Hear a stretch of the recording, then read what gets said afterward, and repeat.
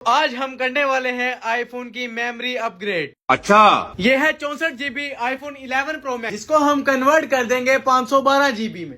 खाओ माँ कसम।